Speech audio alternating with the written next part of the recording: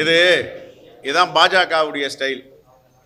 ஏற்கனவே 2021 தேர்தலில் எப்படிலாம் பிரித்தாளும் கொள்கையில் இறங்கினாங்கன்னு தெரியும்.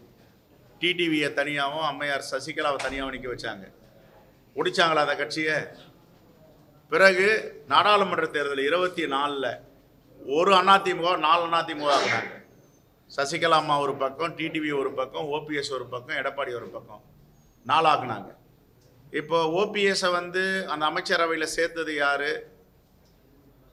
தர்ம யுத்தம் நடத்தி தர்ம யுத்தத்தை கலைச்சது யாரு? தர்ம யுத்தத்துக்கு யாரு காரணம்? தர்ம யுத்தத்தை முடிவுக்கு வந்தது யாரு காரணம்?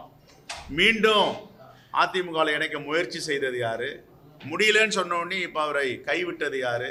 இதுதான் பாஜக ஆர்எஸ்எஸ் உடைய சித்தாந்தம். பிரித்தாளும் கொள்கையில் பாஜகவுக்கு நிகரான கட்சி இந்த தேசத்தில் எங்கும் இல்லை.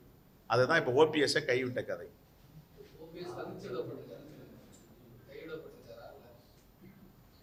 க்ளோஸ் பண்ணிட்டாங்க, அவ்வளோதான்.